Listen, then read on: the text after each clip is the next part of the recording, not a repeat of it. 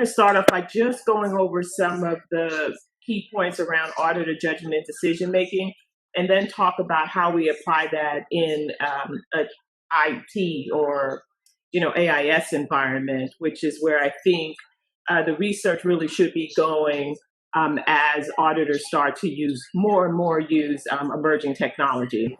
Okay. So both Chanta and I were trained as experimentalists. So, and we're both audit researchers, and that's how we're trained. And most of our research is in the JDM space. And obviously, the research is looking at how auditors make decisions in the auditing context. And so we looked at more traditional things or more traditional tasks. So, for example, my dissertation was about auditor-client negotiation. And what I was most interested in is what factors influence auditors' judgment and decision-making in a negotiation task with their clients. And some of the things that I looked at that I believe is really important in a JDM setting is how auditors' decisions are influenced by their knowledge, and whether that's task-specific knowledge or general domain knowledge. Right? And so general domain knowledge is audit experience. So how many years they've been with a firm, or how many years that they've been an auditor. Are they senior level auditors in that they are partners and managers, or more novice auditors with less experience because their staff auditors are seniors, right? And so the task, and that's really important, right? Because auditors are not going to, there's certain tasks that a staff auditor will never perform, right, until they gain more experience. So that's going to be a key, factor that you consider in designing your studies is, does the auditor's experience fit that task, right? Can they actually perform that task?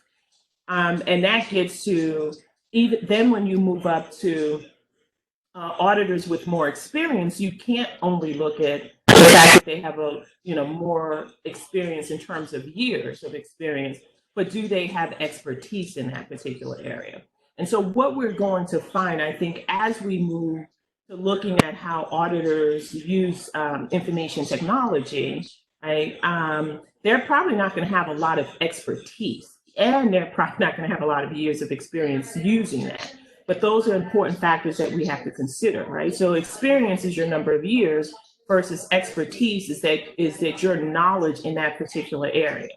So for example, you've seen there's research on industry expertise, right? Because the idea is that if you're more grounded in that industry, you are an industry expert, right? Because you're going to be able to make better decisions or judgments because you know more. Your knowledge stores are much greater because you have a lot of experience in that area. So you can have a partner, right, who has a general years of experience, right, because he or she is a partner, but they don't have expertise in that area. And so what we might find very interesting, I think, when we start to look at technology is that even though a partner may have the years of experience, they're kind of trained in the old way of doing things, right? So they're more comfortable, perhaps, maybe even less confident than, say, a novice auditor using some of the more, advanced technological tools. So I think those are really interesting to see as we move toward the use of technology in auditing. And then there's obviously the cognitive abilities, and for example, the auditor's intelligence. Or the auditor's ability to, whether or not they're skeptical. Those are the types of things that, obviously would influence an auditor regardless of their level of experience or expertise. Those are important things that they bring to the audit task, and obviously their problem-solving skills and things of that nature. So that's where a lot of the research has gone. These are the key areas that prior research has demonstrated are important areas to consider when you're looking at, designing studies that try to get at auditors' JDM, right, and their decision making. And so when we talk about decision making, it's important to, so what a lot of the research is done, and what I find to be the most interesting research is areas where decision making is influenced by a number, or decision making involves a lot of options, right, or alternatives. So how the auditors approach that, how they use judgment to arrive at that decision, is going to determine whether, or at least from an post hoc, right, is what factors did they consider in arriving at this decision? Because you and I might look at the same set of facts, and because of our knowledge or experience or our cognitive abilities, we might arrive at very different decision making, right, about that. We might choose a different option. And it's really interesting, I think, to understand what factors will drive that auditor's decision making, right? What are the factors that drive that? What's unique about you versus me, right? When we look at the same amount of facts and then try to decide, well, what's the best way to approach this, right? Or what options do we come out with, right? So for example, and I'll go back to, we found, and I'll talk about the study in a little bit more, just in a JDM setting, where we gave auditors a tool, an expert tool, right, to make a fraud risk assessment. So, which is a required task that auditors have to perform. And it could, there are many options or alternatives, right? So how we look at that experience, how we look at that decision environment, right? The judgment environment is going to influence the task that we look at, and the options that we choose. And what we found, right, was that auditors if auditors didn't use the decision tool, right, and they were faced with a lot of information, both relevant and irrelevant, then they tended to make higher fraud risk assessments versus auditors who only had a limited set of information, more relevant information. They made they made a lower fraud risk assessment. In our particular context, the fraud risk assessment should have been low, right? So in the case of the auditors faced with a lot of data, relevant and irrelevant data, they didn't make an optimal decision, right? And so what Danielle, and this was her dissertation and I joined later, was what we're interested in is, well, why? Can a decision-making tool help adjust those auditors, the judgment and decision-making of those auditors faced with a multitude of information? But I'll go into that more, right? So those are the types of studies we would be I think are so interesting, because the audit world has moved to more technology. Okay. So this just talks about what audit judgment is, and the key takeaway from this is, so auditors have, just in a general, before we even consider technology, but I think these are all areas that have contributed to auditing being more judgment based, because it's driven, for example, by the standards, right? We're starting to move more and more from just a gap kind of environment where it's very rules based. And within GAP, we're starting to incorporate a lot more principles. And you'll see that, for example, in the fair value measurement, right? As we move to, that involves a lot of judgment. So when we talk about fair value level 2s and 3s, right, that includes a lot more uncertainty in what that value is, and it's more difficult to determine that value, then that creates more judgment, right, for auditors in terms of auditing the client's books and records. And it also brings with it more regulatory scrutiny, because that's where regulators are most focused on. They're most focused on those areas that are higher risk, and uncertainty increases risk. And so those are, the areas that we're going to see where auditors are moving more and more. And I talk a lot about audit just because that's, my training and what I do my research in. But this also relates to clients, right? Because management has to develop these estimates that auditors then have to audit. and management's also using judgment.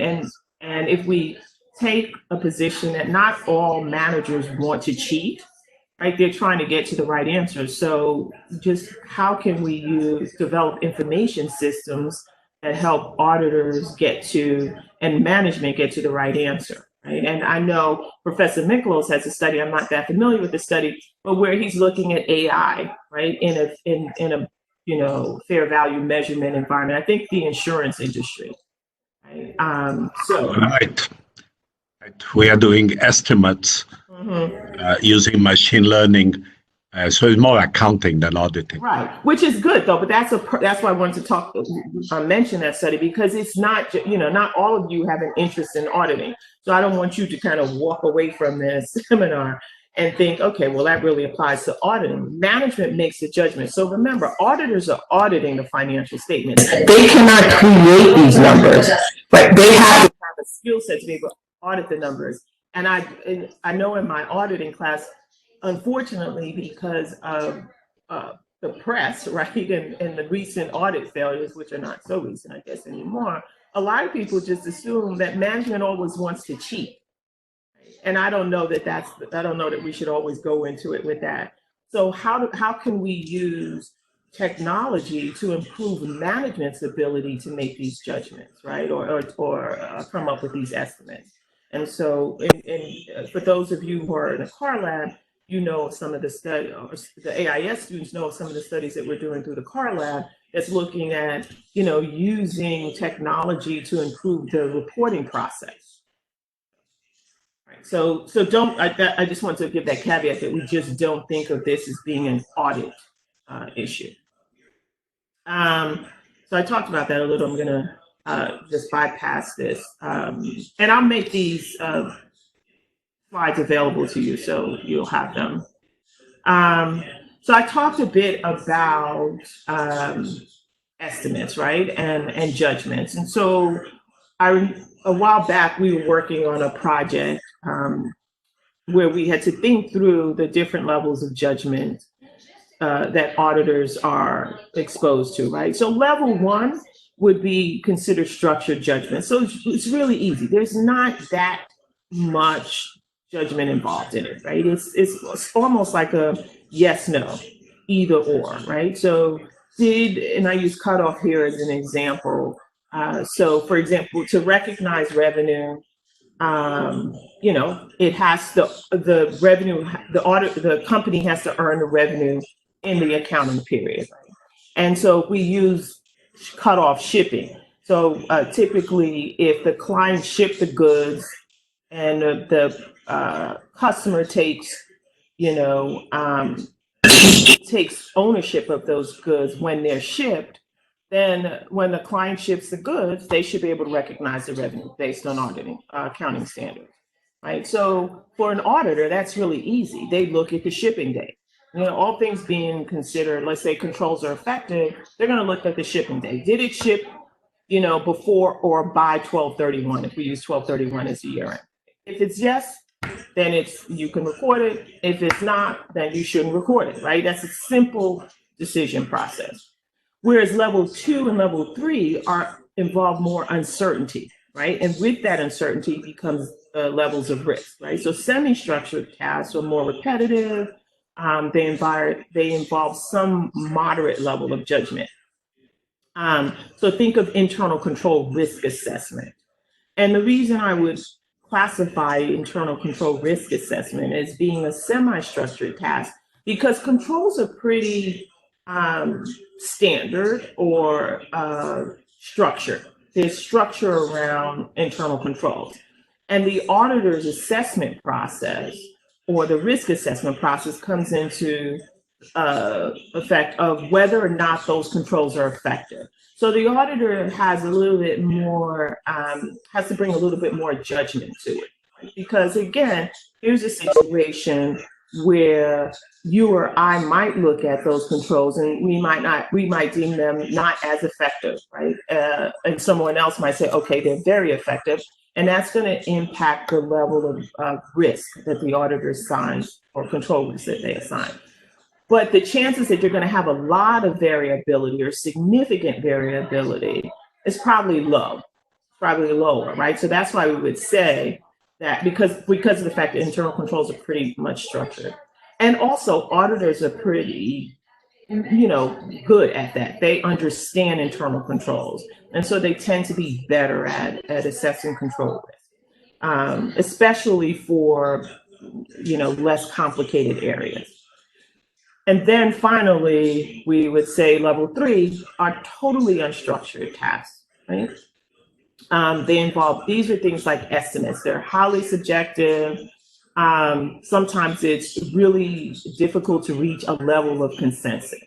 And I give an example of going concern, but fair value measurement as well. Fair value measurement, level 2 and level 3 fair value measurement creates a lot of uncertainty. And level 3s being the most risky and the greatest level of uncertainty. And so it makes that process more complex. And so where we want to see auditors have some assistance with their judgment, or even management in developing tools to be able to come up to make these estimates is around level 2 and level 3 type judgment tasks. So in auditing, most of auditing, especially experimental. So experimental auditing is really going to drive, or experimental research is going to draw from, in the audit space, it's drawing from the psychology literature. So this is nothing that we've come up with, that we've made up for ourselves. We don't generate anything. We just use the available theories out there because we're talking about human beings. So why would auditors are human beings, right? So the same type of biases that we as humans are, that we experience, auditors are going to experience because they're human beings. So we looked, Nelson and Tan kind of came up with this in their 2005 study to look at research that is around JDM research around auditing is really dealing with 3 areas: the auditor, right? And this gets with auditor biases, how biases impact auditor judgment and decision making. The task, right? So what type of task is it? Is it a more complex task versus is it a less complex task? So, and experience is going to play a role in that. And then interpersonal interaction. So things like interacting with your client, the impact of regulators.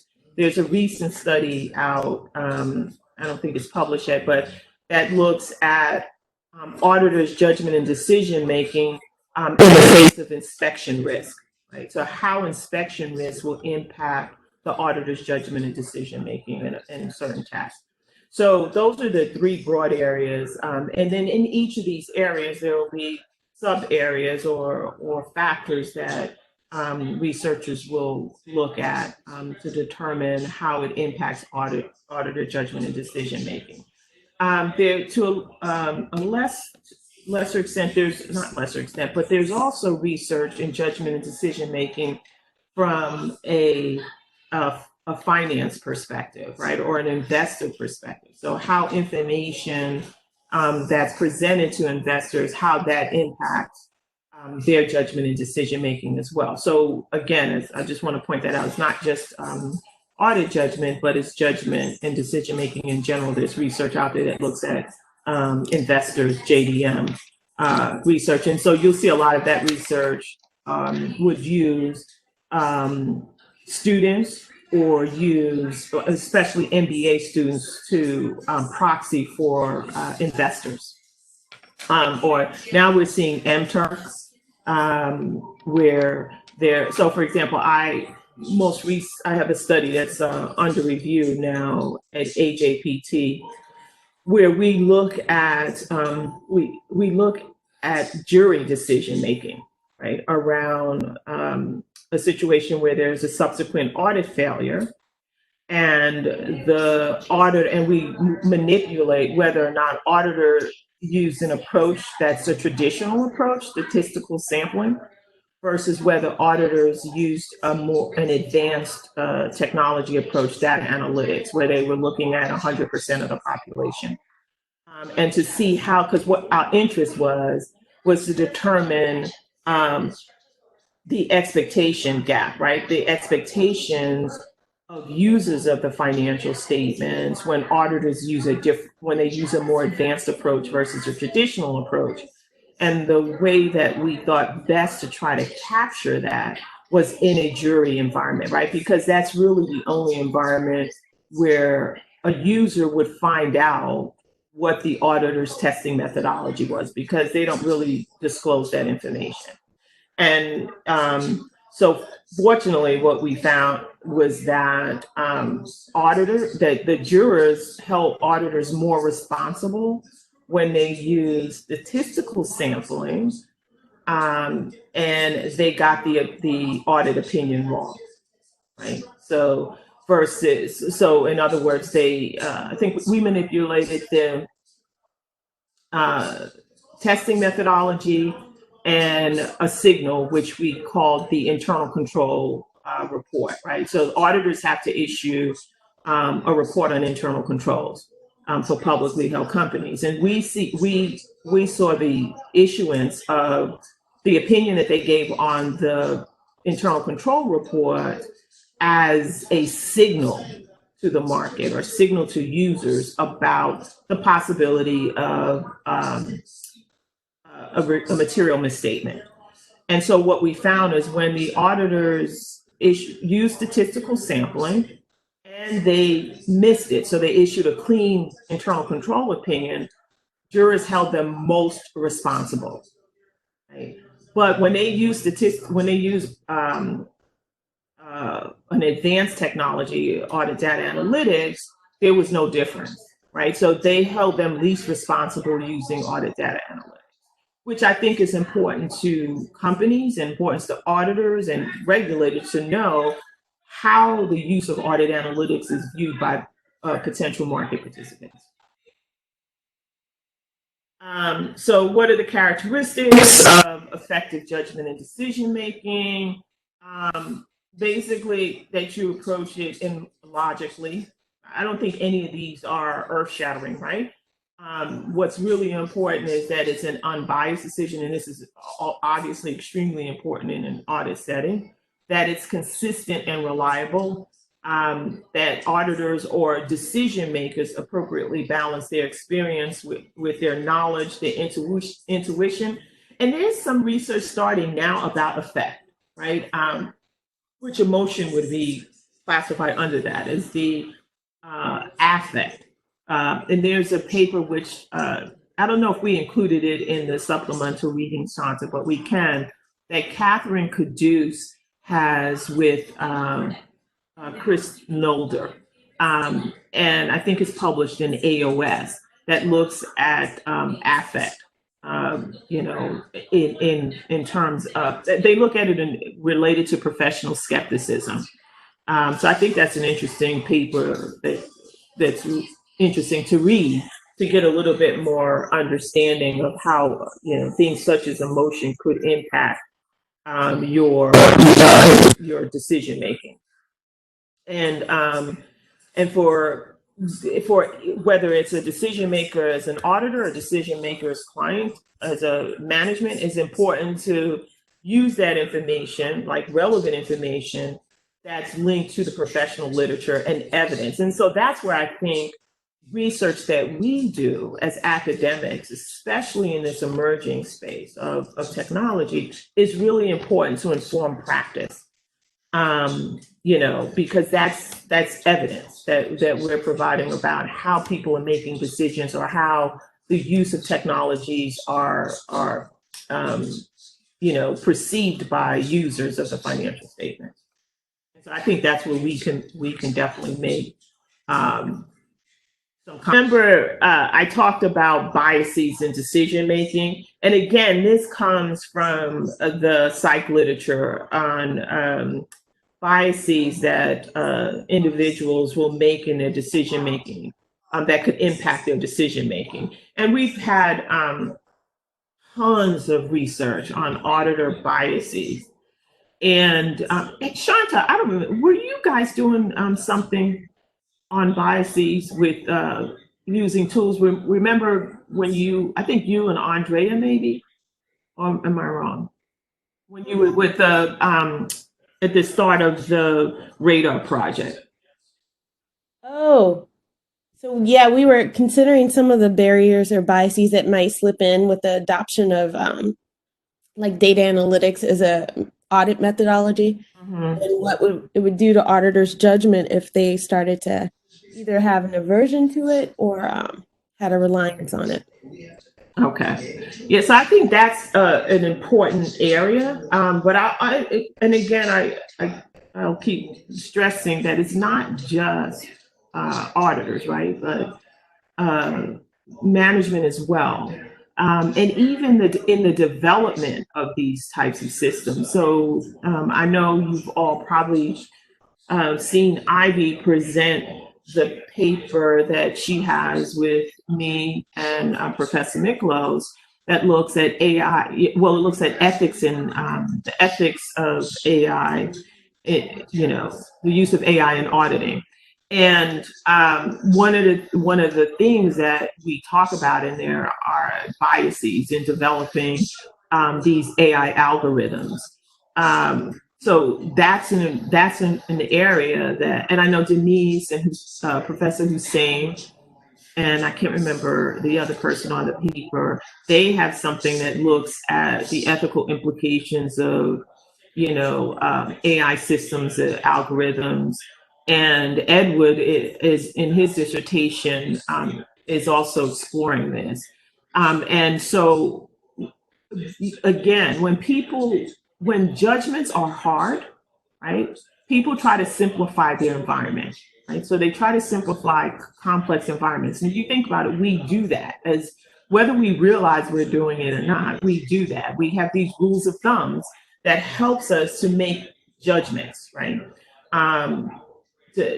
Shortcuts. So the problem, though, is that when you just use these rules of thumbs, that they can lead to you making judgment errors or what we call biased judgments, right? And it doesn't matter what your experience level is. People try to find a way to simplify their decision process, right? Their judgment process. So there's a whole list of biases that have been looked at in an audit environment, auditors, how auditors, and these are just some of them that we see prominent in the research on auditor judgment. And as I said before, auditors are individuals, they're human beings. So they are subjected to this. The issue though, right, is that if you have flawed judgments, right, that's going to lead to flawed decisions, which could lead to negative outcomes or diminishing audit quality. So there's always this research to try to understand how we can help auditors, or what types of things are out there that can help auditors as decision makers kind of avoid these judgments or mitigate the impact of these judgments. Biases. So for an example, accountability, right, has been shown to mitigate a number of judgment traps. So just the fact that because accountability forces you, a decision maker, to maybe double check their work or be more careful about how they're arriving at the decisions, because they have to justify them. And that's what accountability does. And just by going through that process of thinking through your judgments, right, or really scrutinizing the facts that you use to make those judgments, will help mitigate some of these biases. And so I'm not going to go through all of them, but if you look at just look at some of the background reading we have, or just look at any of these biases. Again, we're drawing these from the psych literature. You'll get a good idea of them. And so, as I said before, what we already know from the research, right, prior research, how these issues impact auditor judgment, how these types of biases impact auditor judgment, and then what types of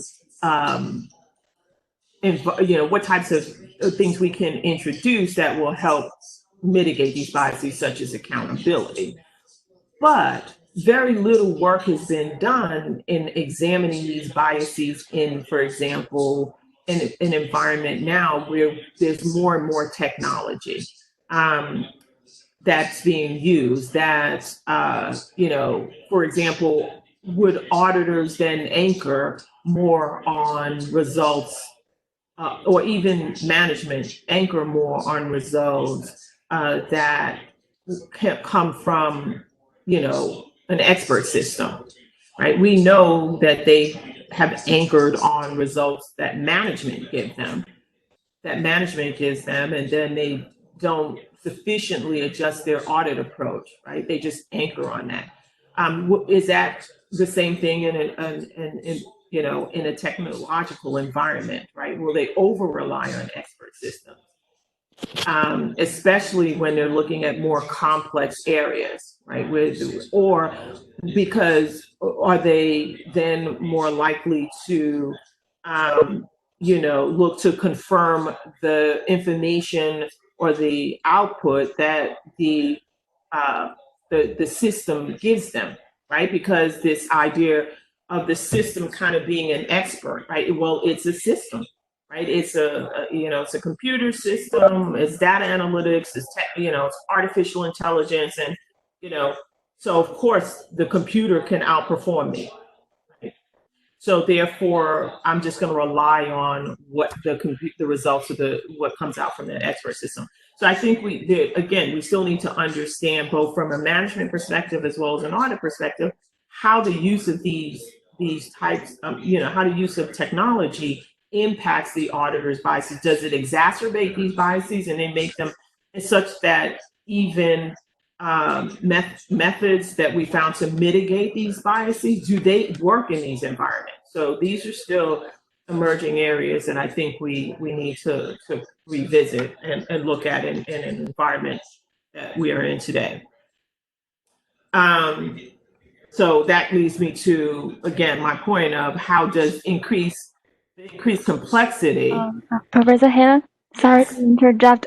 Can I ask a question? Sure. So you mentioned that people tend to use shortcut giving in a very complex environment, and I think it also reminds me of the terminology like the cognitive load. And I wonder if we want to distinguish some situations, because in some situations people may have a cognitive load, so they can they will have the bias. But and in some situations, and the people just don't want to do the extra work. So I think do we need to distinguish these motivations under the So I'm sorry, you said cognitive load? Yes. Right. And right. Mm-hmm.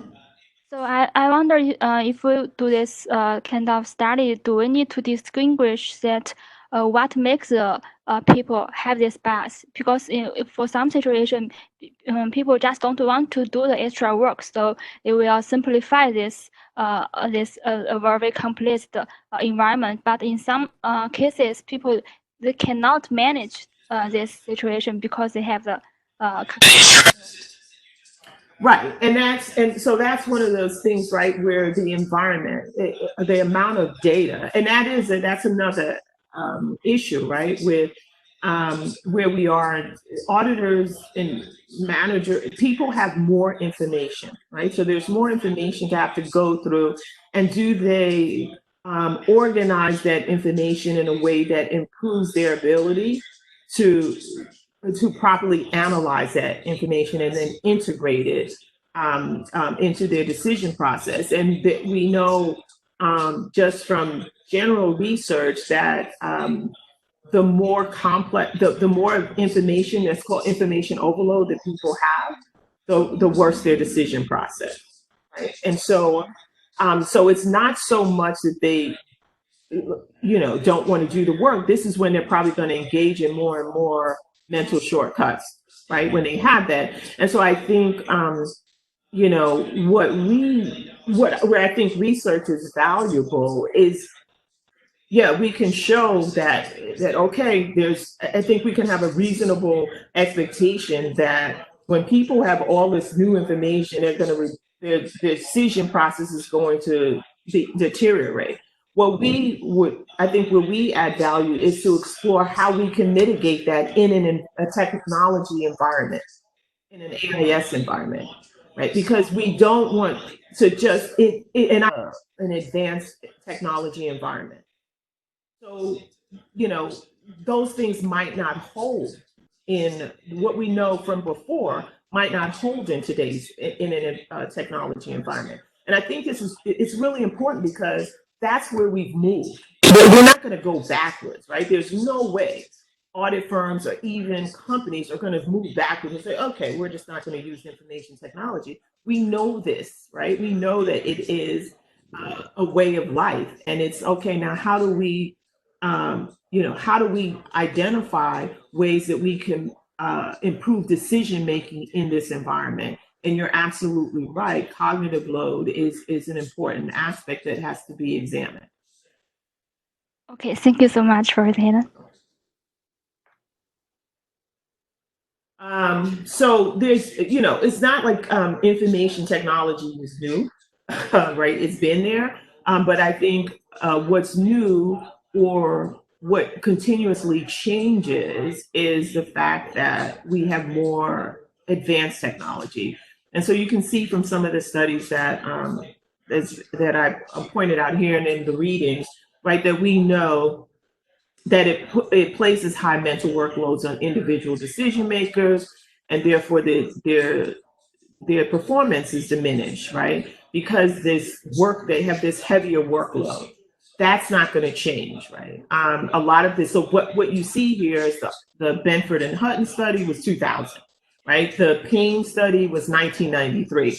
The technology has moved leaps and bounds, and so I don't think that we need to necessarily show that it diminishes that. We know that, right? And so just because that information is coming from big data or that information is being put out by a machine doesn't mean that it's going to it's not going to diminish their performance. Data is just growing and growing and growing, and more people are going to have more information to deal with. I think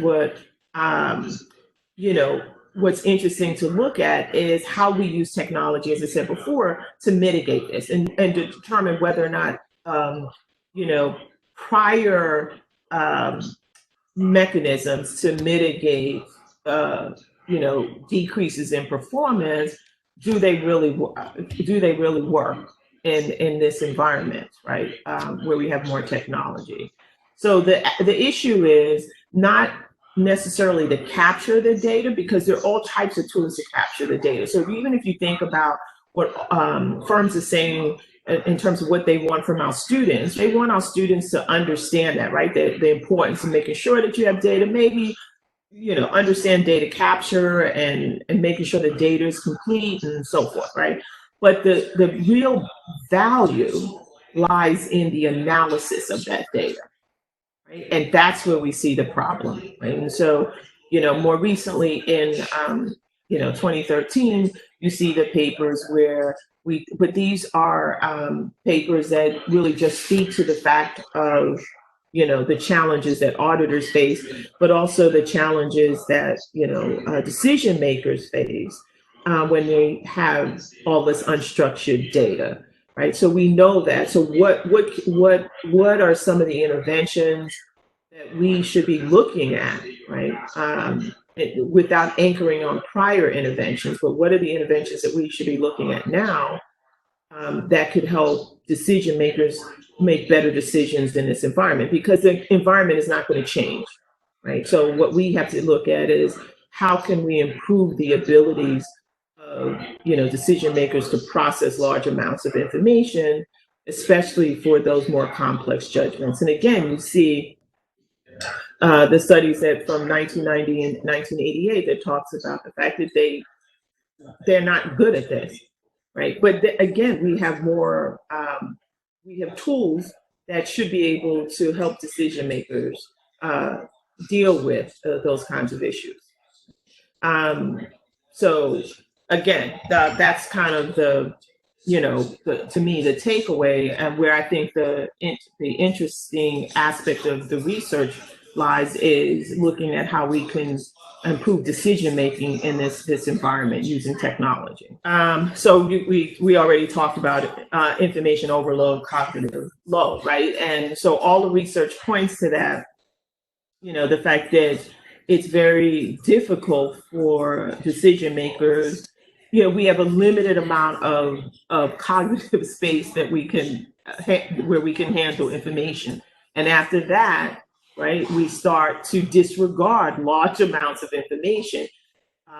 It takes us longer to do that, and if you put people in situations where they're going to always be under time pressure. And I think that's true from an audit perspective. Auditors just don't have the ability to like hang out and figure out what they're going to do, right? They are under immense time pressures. Management's under immense time pressures because, especially for publicly held companies, they have a reporting deadline. Right, that a filing deadline, and that deadline has gotten shorter and shorter and shorter over the years. I think it's now at 60 days for large accelerated filers. And imagine that we're talking about large accelerated filers and these are your larger companies, your more complex companies and structures. And so people don't have a lot of time to spend. And so when you put people under time pressure with a lot of information, it can be disastrous. Right? And people we know that they have difficulty in distinguishing information that's relevant and that they should be incorporating in their decision process. So as pointed out before, this is an area that I think is really interesting for us to explore, is how we deal with the impact on JDM of information overload in our current environment. I told you about the study that I had with Danielle, which I'll talk about it a little bit. But there's been research that demonstrates that less experienced auditors are unable to discount irrelevant information, even when they know it's irrelevant. So they know the information is irrelevant, but they still include it in their judgment process, and it leads to a negative impact on their judgment. For some reason, this doesn't seem to be an issue with more experienced people. But does that hold in this environment? Does it hold in an environment with greater technology, with more data, right? Where because of information overload, that's the interaction of information relevance and information overload. Right? Does it hold? So will more experienced people still be able to identify the relevant information? Right? Or would it be that they would, start to discount more information than they should be discounting? Again, those are research questions I think that are necessary to explore. With being in an information technology environment where you have so much information from big data, are they still able to identify relevant information and disregard the relevant information? I think those are still things that remain to be looked at. The other thing that we noted from our Horizon study was pattern recognition, right? So a lot of big data, right, is about taking large data sets and looking for patterns in that data. So auditors have always performed analytical procedures, especially in the planning and completion phase of the audit. Right. And we know with research that they have difficulty in identifying patterns. So now you take this again and put it in this information environment where there's a lot of information. It would suggest or seem to be that this might exacerbate their ability to look at to identify patterns. And that's the beauty in having a lot of data, right? To be able to recognize patterns in that data and analyze them and make good judgments about it. So, and especially when you talk a lot of, and this is actually very relevant currently, right? Because the low hanging fruit for a lot of companies is to use visualization, and visualization is about patterns, right? And so, if more and more people are being exposed to using these types of tools, visualization tools, how well are they able to recognize patterns and draw appropriate conclusions from those patterns, right? And do they weigh the evidence appropriately, or do they apply their prior knowledge appropriately to that judgment task? So again, so another area where there's ability for research. Then ambiguity, which is typical of unstructured data, right?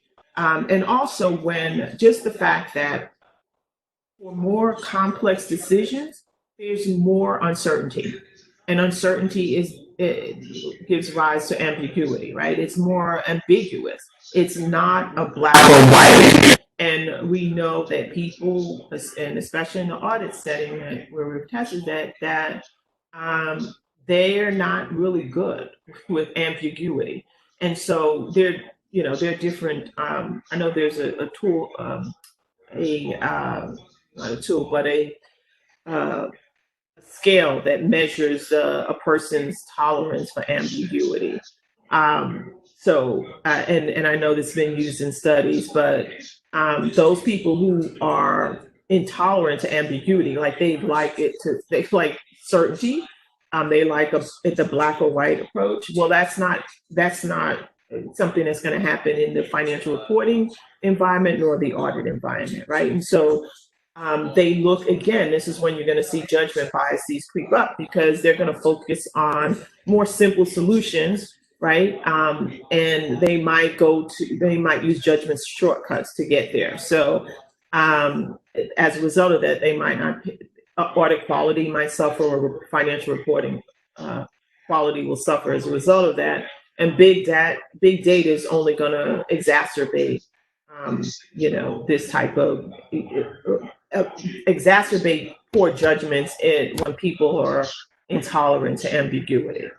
So again, another area. So let's just talk a little bit about technology, right? And how technology could be effective in mitigating some of these judgment biases. For those of you who have been exposed to some of the data analytic tools, you have any ideas about those tools that can be used? And these are all things that you should be thinking about too, as you're thinking about your project proposals. So anybody have any ideas? Any thoughts?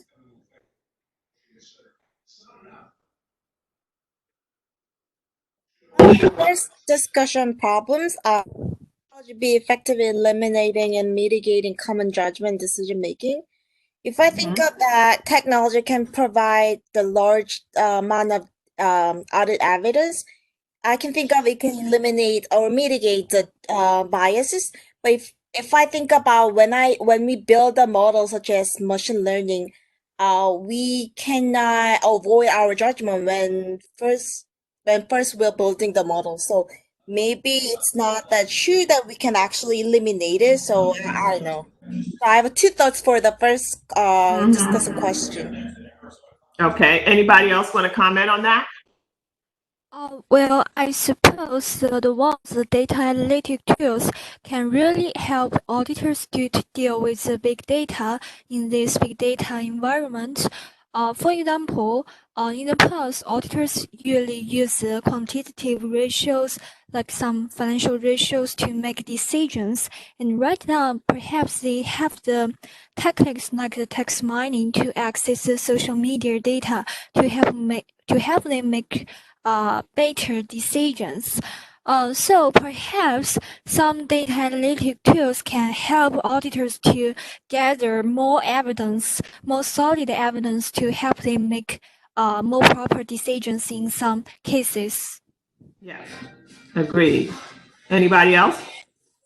I also think the technology can help eliminate the common judgment bias, because I think, for example, in previous we only do the sample test. We can do the whole population test, but right now we have the capability to do the whole population test. In the previous, we only focus on the high risk account. And right now we can test all of the account, and maybe some is no risk, but they have potential risk. So I think this would be helpful. Okay. So yeah, I agree with all of what you the points that were made. And I think that's what we are really getting at here, right? Is yeah, we know that data analytic tools can be used to aid auditors in performing JDM tasks, right? Or even management, right? We know that those tools are out there that can be used. I think the important thing, what we don't know, right, is how effective those tools are in eliminating, and maybe they can eliminate or mitigating, judgment and decision-making biases, right? And because we don't know how those tools can be used to help auditors better process information, or management better process the information that they're taking in. So we have to consider that, consider this, that our information environment is significantly larger, right? And so all of the things that we knew from prior research on auditor judgment and decision making, investor judgment and decision making, has to be we have to look at it a little bit differently now, right? We have to look at it in this environment, right? And that'll help us understand too, what are some of the barriers, right? That for more advanced tools, right? That impact JDM. So I think the point of this was to just kind of highlight that this is an emerging line of research. Of course, there's a lot of research that's been done on, the use of information technology. But I think given the types of things that we can do, even artificial intelligence, like it's not a new concept, it's been out there, but the technology has grown so much, right? And we know more now that we need to look at these things. We need to take another look at what the impact is on JDM, and that's the point that we were trying to make, right? So we know that these tools, especially when we talk about more advanced tools, that they're more complex, right? So it increases the complexity, and so from prior research, we know that for more complex tasks, right, there's a lot of pressure on auditor judgment and decision making. So auditors are not always as accurate, for lack of a better word, in their decision process, right? When they when there's complexity. And so the other thing that we have, not only do we have the complexity of maybe the task, now we're introducing a complex tool to achieve that task, right? So, because if auditor uses machine learning, or they use artificial intelligence, it does not take away their responsibility, right? They cannot go to a regulator or document in their work papers that, oh, the machine did it, right? Oh, this is the result of the machine, right? They have to understand a lot more than that. Similar to managers, they cannot give over to their auditors and say, oh, here's our number. Well, how did you come up with that number? Oh, the machine gave it to me, right? I used AI and I came up with this. So there's this whole level of complexity that exists now, not only with the task, but also with the tools that are being used to perform the task. And so what we want to, again, look at, what are the factors that can improve, what kind of technology would help optimize auditor decision making. And also we need to know what kinds of issues would result in auditors not using technology appropriately. Right? So I'm working with a group of researchers from the Norwegian School of Economics, and they have this huge grant where they're looking at the use of technology in auditing. And so actually this morning I was meeting with the team to design, we're going to do an experiment that looks at, you know, what factors lead auditors to make irrational decisions about the use of technology. So in other words, even in the face of knowing that the technology would optimize their decision making, what are the factors that contribute to them not using it, right? And so we're just in the planning stages of it now. But those are the types of things, you know, the research that's necessary to understand. Because I think one of the things that, you know, we often hear from auditors is they blame it on the regulators. So in other words, there's inspection risk, right?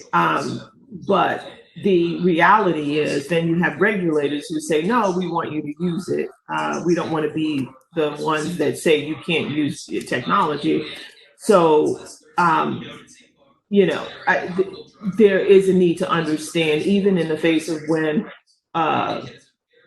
you know, regulators are being supportive of the use of technology, what would cause audit firms or an audit engagement team or partner to use technology.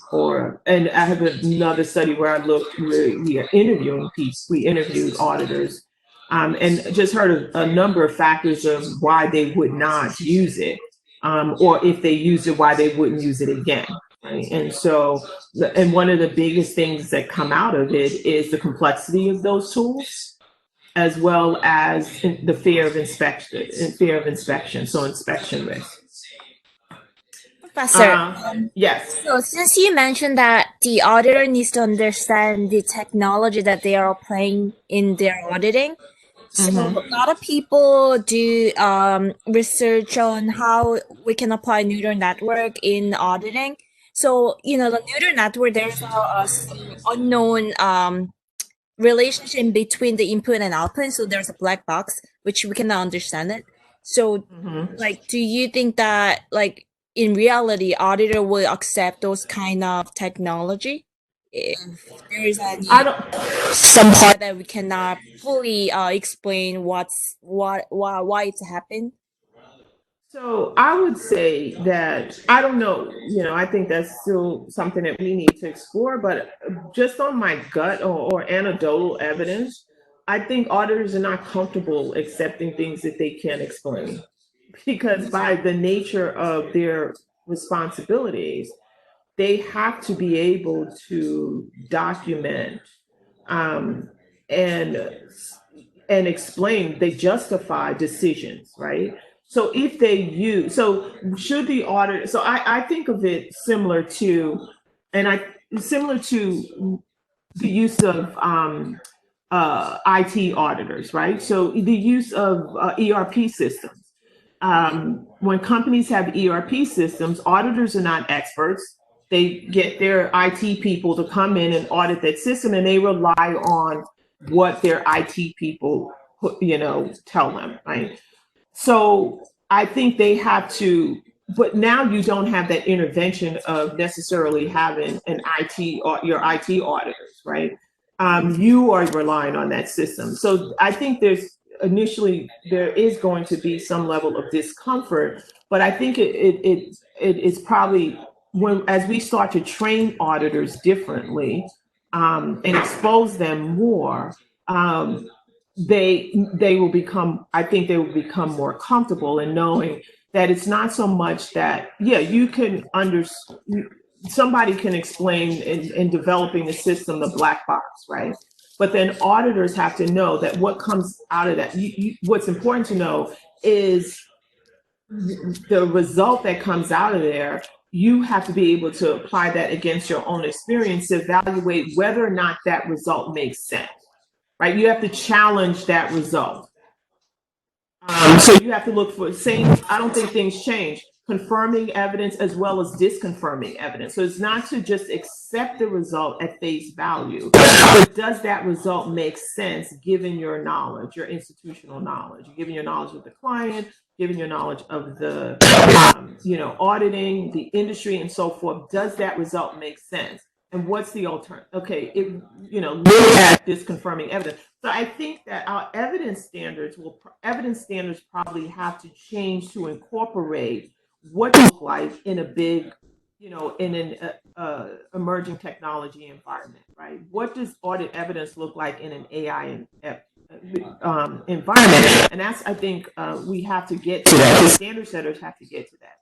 Right? So what does that evidence look like, and what makes that evidence sufficient and appropriate? Right? Because that doesn't change. We still have to have sufficient audit evidence. And I think we can argue that if you're testing 100% of the population, that's sufficient, right? That's a lot of audit evidence. But then is it appropriate, meaning the relevance and reliability of that evidence? So I think that, I think that's where we need to understand better. I think there's a huge opening to look at, where we need to understand what evidence looks like in this environment, and how does that, given that evidence, does that evidence meet the requirements along the audit evidence standards? Professor, I have a question. Because right now, the machine learning, the deep learning is developing towards the explainable orientation, which means that we'll try to understand and explain the process of machine learning and deep learning. For example, for the neural network, right now, actually, we have some techniques to explain what happens inside the black box. For example, we can rank the importance of the variables, and we can carry out some sensitive analysis to identify the important variables and important evidence. Do you think this is enough to use these models as evidence? Well, I think that you almost don't have a choice, right? If you use, so what's going to be important again is now maybe the audit team looks a lot different, right? So the audit team doesn't only consist of, auditors trained in a traditional approach, but it also consists of those people who help to, who have an understanding of the particular technology that's being used. So just like in the past, when companies started using more and more ERP systems, the role of IT auditors became even bigger, right? They became a part of the audit team. And I think that's going to be the same thing here. That's no different. I think also, just in moving away from technology for a moment, when you have a client where there's significant fair value measurement and estimates, especially like, say, for example, financial investments, right? Financial asset, like derivatives. So auditors may understand derivatives, but they're not model developers. They don't develop these models to evaluate what the value of that the value of that asset should be. And they will engage an outside specialist, whether that's somebody in their firm or they hire a fair value measurement specialist. Well, that person becomes a part of the team. And what's important is that the auditor, again, understands not how to develop an algorithm or what the algorithm is doing necessarily, but understand the output and how they, not so much the step-by-step how they got to that output, but what does that output mean? And what does it mean in light of, again, the environment, the client, to process that information, because that output to me is information, to process that information against their own experience, right? And understanding of the client. And I don't know how comfortable they are with that, but it might just mean that the whole team our audit team looks different. Thank you. Right? You're welcome. Okay, I'm gonna just skip ahead here a bit, because this is just on the different expert systems and this, the decision support systems. And I just wanted to talk real quickly about at least a couple of them, the studies that we have so far. So I told you about the expert system that Danielle came up with an idea for her research. And what I actually like this, and this is when I first started, and I joined Danielle Lombardi. I joined her team, her dissertation team, and Professor Miklos was her chair.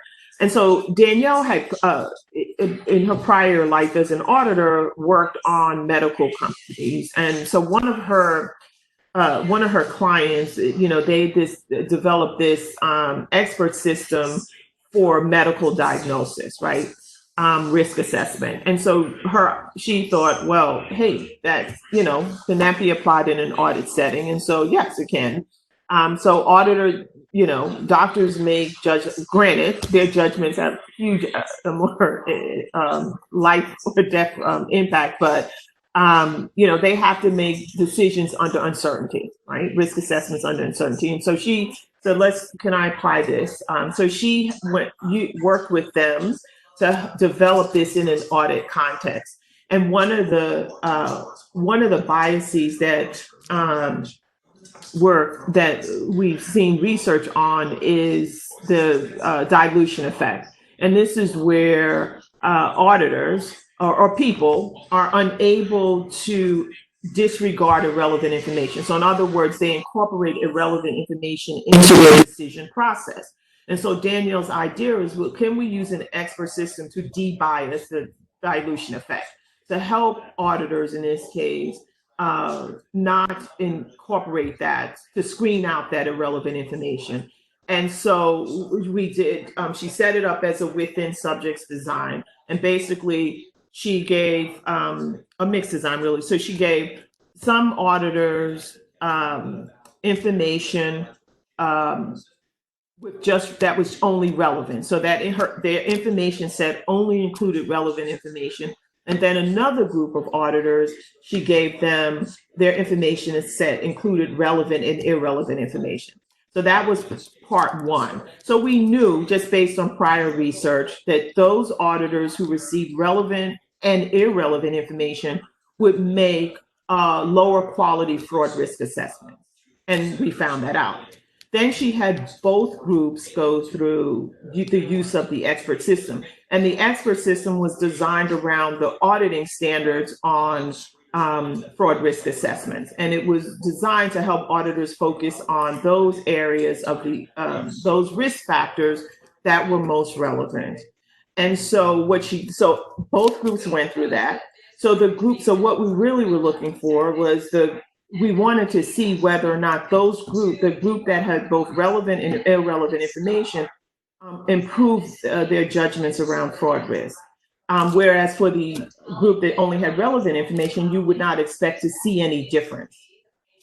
And then also she had an expert panel, because what we found, the research shows, is that people who have more expertise or who have more experience are less prone to the dilution effect. They're not impacted by it. So what we found was, after using the expert system, the group that had both relevant and irrelevant information improved their fraud risk assessments significantly. In fact, their fraud risk assessments were more in line with the expert panel.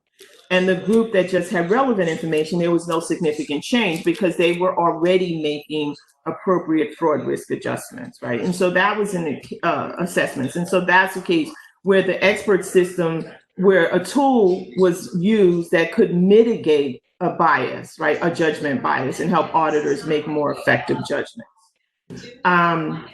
The e-project was an expert tool, right? Using procurement cards, used IDEA. So what we did was, again, the idea was around the procurement cards with to be able to, it's still a fraud setting, right? To identify those situations where people would be, where there were higher fraud risk factors. So again, we used an experiment, and we provided one group they did not use the expert tool, but the other group did use the expert tool. And then what we found is the group that used the expert tool were able to identify more fraud risk factors. They made better fraud risk assessments, where as compared to the control group that did not use the tool. And then the Logit model for control risk assessment. This is Hussein's dissertation, and also what the basis of the for the radar project, the exceptional exceptions, basically. And what Hussein did was he developed this Logit model, and he developed it based on the use of expert auditors, both internal auditors and external auditors, to be able to identify fraudulent, transactions that were considered to be higher risk transactions.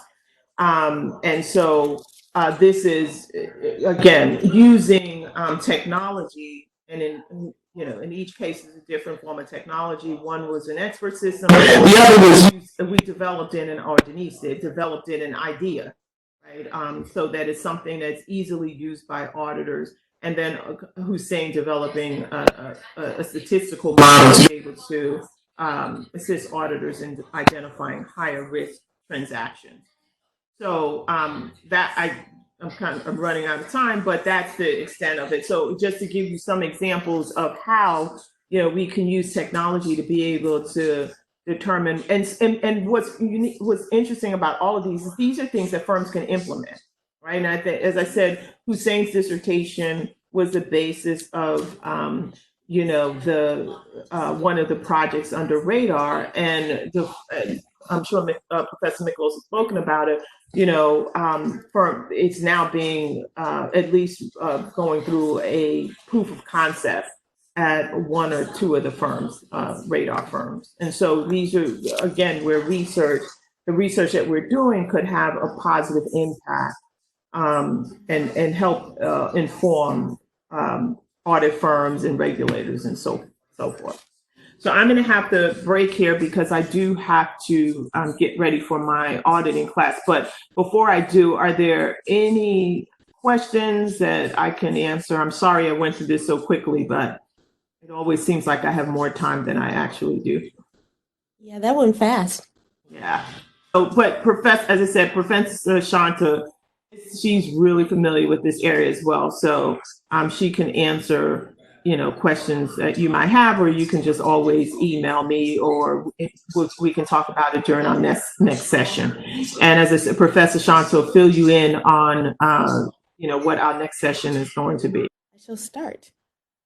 All right. See if I can move a couple of things right now. All right. So what we're using here is really how, like it says, to facilitate your research using 3 paragraphs. If you guys were here when Bill Kinney was here, I'm not sure. He was here maybe a year or two ago.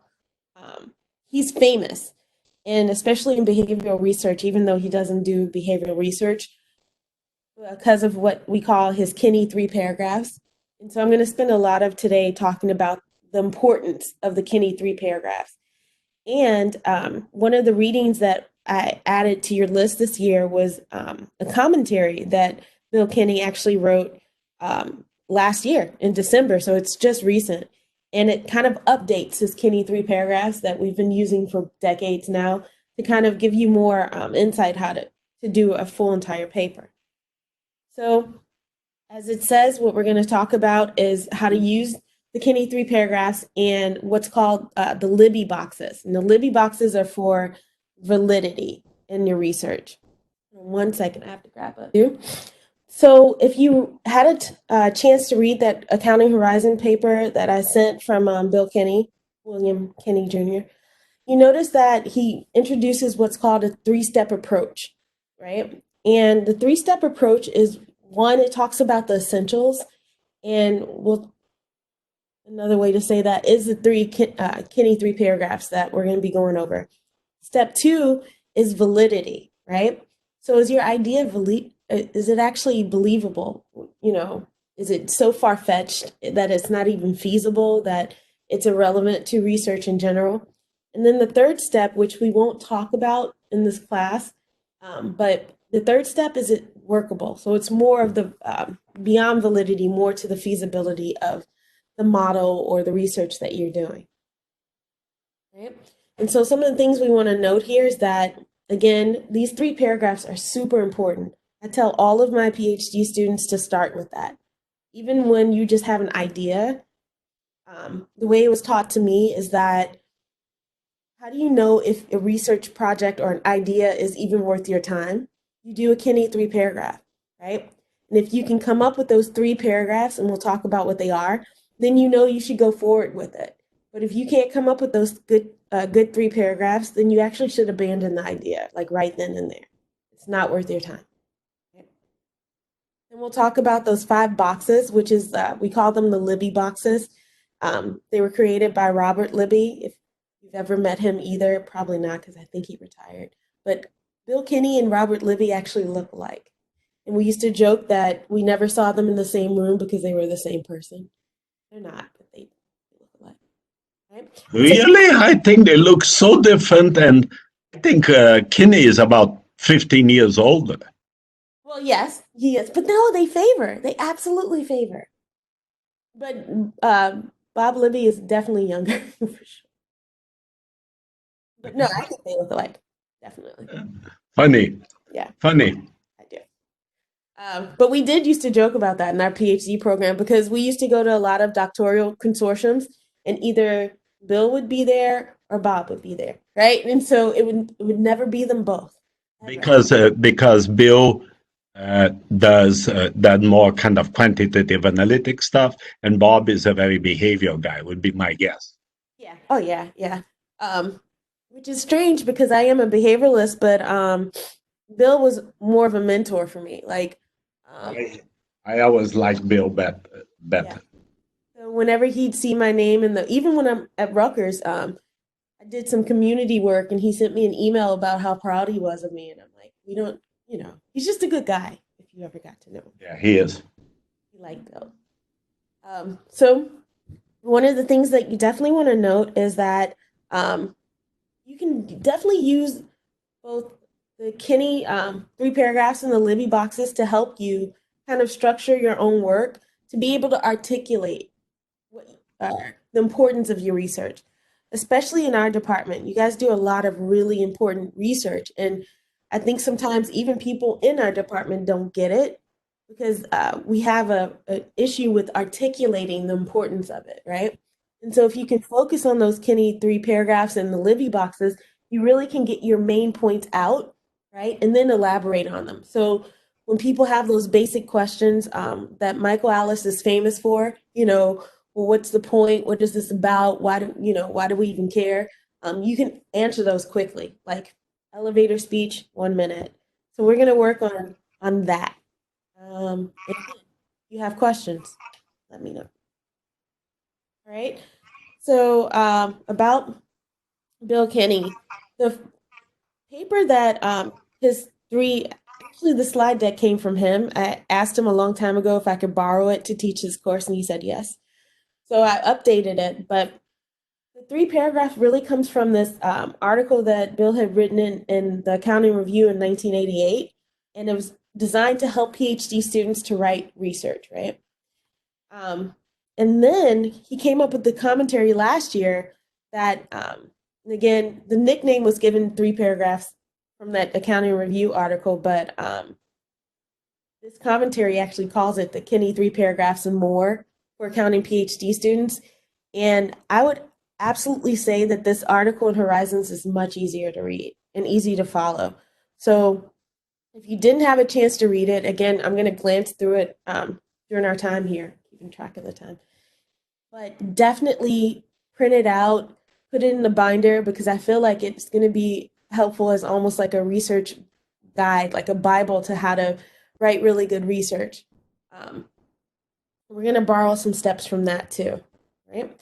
So just briefly, kind of overview of what the Kinney 3 paragraphs are. It's really trying to get your research idea into 3 paragraphs, 1 page, no more. Well, Bill said that you could do 2, but really you should only do 1, right? And the first paragraph is always the what, right? You're going to answer what the research question is that you're asking. You're going to address what the problem is, right? Like, what's the issue? Why do we, what is it that you're trying to accomplish? Right? The second paragraph is the why, right? Why is it important? In this paragraph, you're going to address who cares, why should they care, right? Is this important to accounting theorists? Is it important to practice? Is it important to internal audit? Is it important to the PCAOB? Like, who cares about that? And why should they care? And that's really going to be your contribution, whereas the first paragraph is your motivation. And then the third paragraph is the how. The how is what you're going to do about it. The how is what you're going to do to address the research question that you had in paragraph 1. So the how is going to be, I plan on doing an experiment. I plan on doing a model to address and answer these questions. I plan on, surveying accounting researchers or internal auditors, right? It's how you're going to do your research, right? Let's go into it a little bit more. So again, the 3 paragraphs, I'm going to pull up my 3 paragraphs. You want to ask yourself and then tell the reader, again, why am I trying to find this out? What's the question, right? What's the contribution here? Is there a problem? Are we finding that, auditors are committing too many errors when they're doing internal control testing? Like they're not able to identify significant deficiencies or material weaknesses in internal controls? Well, that's a problem, right? And you're trying to find out, why that is or what we can do about it to mitigate it, right? The second paragraph, why is it important to find out? That's the who cares paragraph. Again, it's important to find out because if auditors continue to make these kind of mistakes, right, audit quality is going to suffer. There's going to be a lot more restatements. There are going to be more frauds of it, things like that. And then what we plan to do about it, the method, the data, the analysis, those type of things that you need to be able to address the what.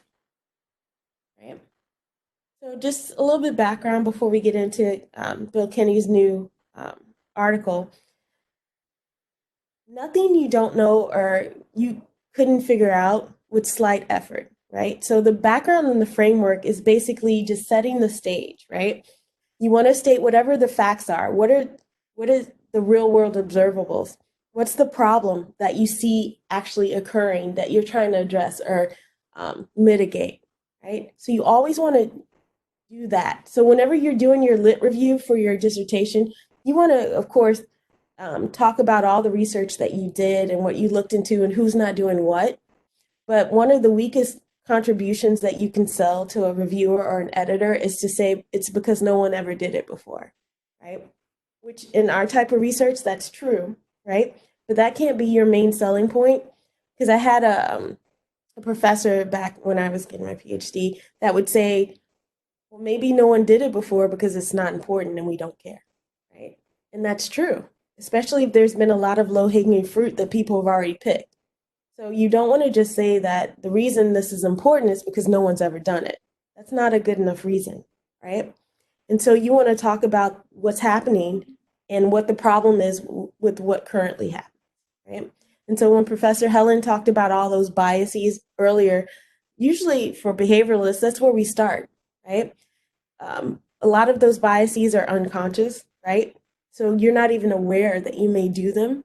And that's a problem. That's going to be a problem with implementing new technologies, using them as different methodologies and all that. So always want to have the facts or the real world observables. This is what's happening and this is what's wrong with it. Therefore, my research question is going to address that, right? And then you always want, at least for us, theories are extremely important, right? Because they're ideas about these causal relationships, what happens to cause the real world observables. So for behavioralists, we borrow a lot from psychology. And that doesn't just mean the cognitive aspect of psychology. The first psychology seminar I took in my PhD program was computational modeling. And I thought, first year, I will never use this again, ever again. And the whole entire class was how to non-linearly map the neural networks in your brain using R. And I'm an auditor, and I'm thinking none of those words made sense ever, right? I will never use this. I don't need to know what back propagation is. It will never come up in real life. And lo and behold, I work here. So psychology isn't just, just simply the cognitive behaviors, but it's a lot of what's going on in the brain, especially now that we know that there are technologies that can mimic, right? Neural networks. There are technologies like an artificial intelligence that can simulate thinking, right? And so psychology is more important, I think, to what we do. And then the hypotheses are going to be your predictions of the real world observables, what should occur based on the theory. Is what your hypothesis is. And borrowing this from Bill Kinney, getting started, what you want to do is you want to have some sort of idea or problem in your head, right? Because I notice that some of the students that I work with, they'll just talk about things that on the surface seem wrong, right? They'll say things like, the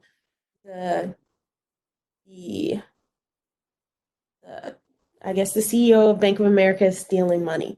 Yeah, of course that's a problem, but you also want to talk about the facts surrounding that. What does that mean?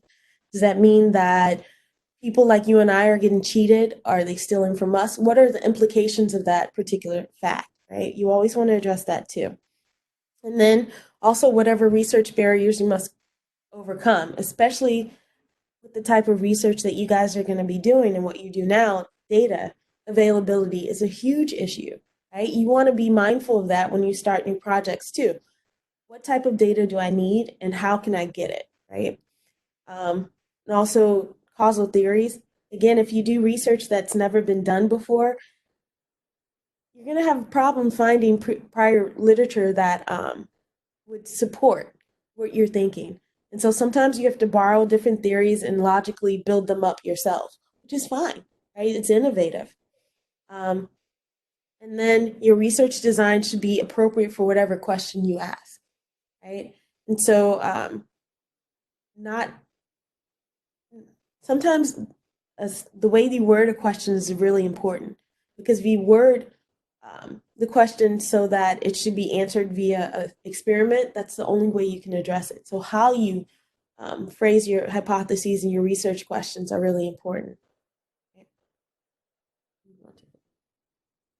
But again, I remember one of the editors, I can't remember what it was, it might have been Ketchemeyer like a long time ago, said that one of the reasons that most papers are rejected are because of contribution. Like they don't sell the contribution. And so we really want to work on why people should want to read your paper, right?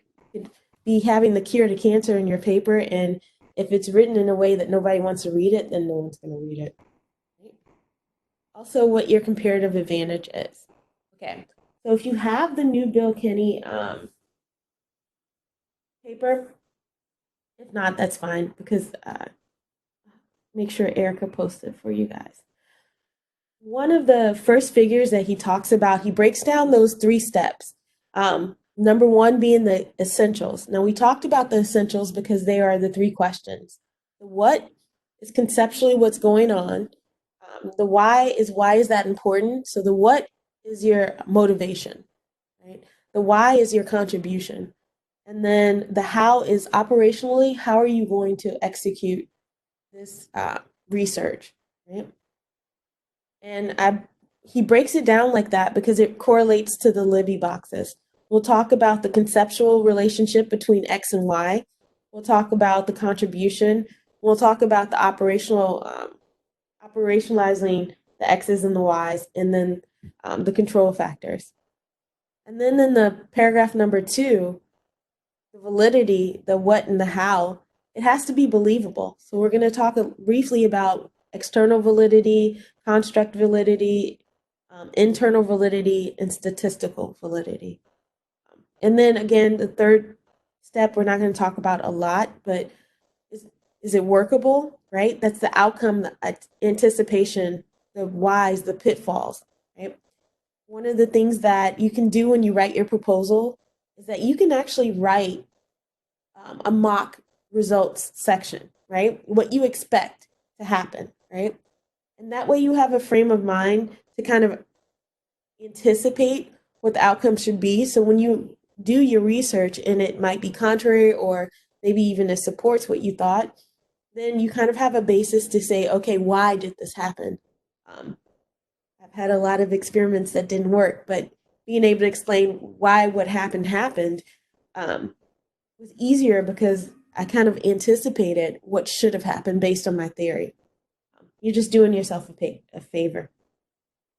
So, step one, which is the 3 questions, we briefly review those for you guys because they are super important. So, if you can break down your research idea into these 3 paragraphs, right?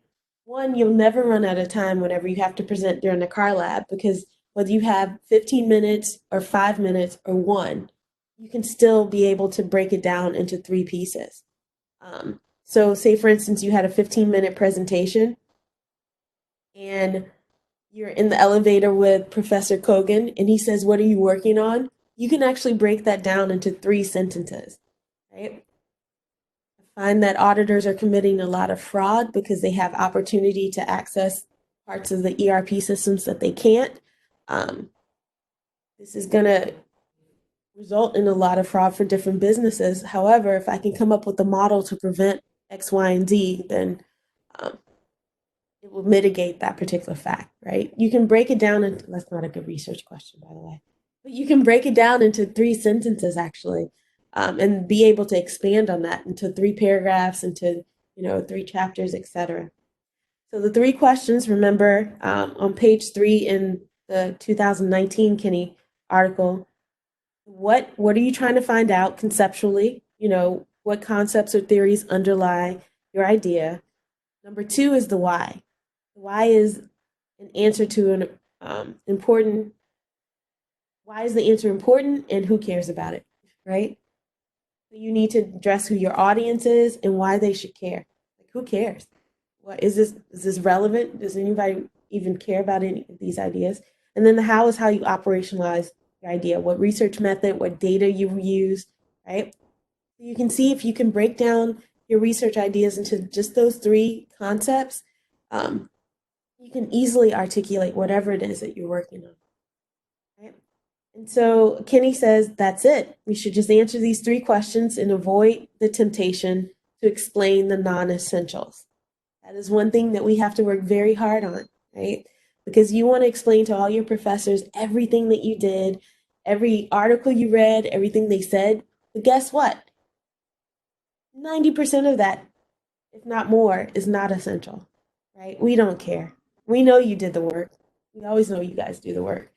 We don't want to listen to you tell me what everybody did for the past 15 years. If you can boil it down into like 3 sentences, this is what so-and-so did and it didn't work. Easy. That was like 5 seconds. No need for 5 minutes, right? So you can, he has a boilerplate that you can break down those 3 paragraphs into 3 sentences. And the first one is, I'm trying to find out whether, this happens. And then number 2, it's important to find out because fill in the blank. And then number 3, I will find out by fill in the blank, right? You can break those 3 paragraphs down into 3 sentences very easily. So Kinney says that most new researchers prematurely focus on the how, right? But in order to really understand the how, right? How can I improve my experiment or regression? You need to first answer what you're trying to find out conceptually. So the what is important. Or why is it important to find out, right? Because if it's not important to find out, nobody cares, right? And if no one cares, there's no point in writing or doing that research. He also says that what is usually the key, right? And if all else fails, try theory, right? If you can borrow from theory about the what, that helps. And the why is a close second to the what. So if you can carefully articulate what you're doing, what you're trying to find out in conceptual or policy terms, he says that it's critical to designing your particular experiment or regression, to answer the best question the best way you can. He also says that the why is the most overlooked response, surprisingly, because before you read a research paper, don't you ask yourself, what is in it for me? He says, what can I learn? So your readers want to know why they should seriously attend to your paper. They want to know, why should I read this? And you can help yourself by giving them a good answer. One of the keys to doing these Kinney 3 paragraphs is that Bill used to say that you need to address these 3 questions within the first page of your research. That first page, or within at least the first 2 pages of your intro, you need to answer those questions, if not in the first 3 paragraphs, because that's when you capture your reader's attention. That's what's going to capture the reviewer's attention. That's what's going to draw them in to want to read your paper, right? And start looking for reasons to accept it. Oh, sorry, Charlie. And not reasons to reject it. He also says, let's see if I can. He says, sometimes you can explain why others haven't tested a particular question, but others didn't have the benefit of your new theory. Maybe others didn't have the benefit of access to data that you might have, which you guys are in a unique position because you do have access to unique data that most people don't get. So you should sell that, right? Maybe it's your design. Professor, Go ahead. can I ask you a question? Sure. So if I'm interested in doing some use some technique, but someone already used the technique to write a paper, but the data they are using is different from the auditing data, but like some industrial data. And also their proposal of applying that technique is different from my proposal of applying the technique. Is it still is it still acceptable to write a paper with that technique with the data that I have?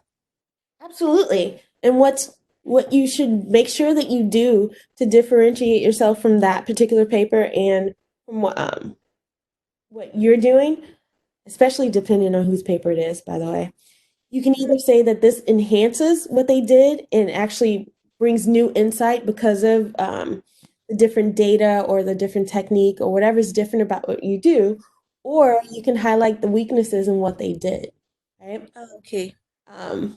But you can always do that.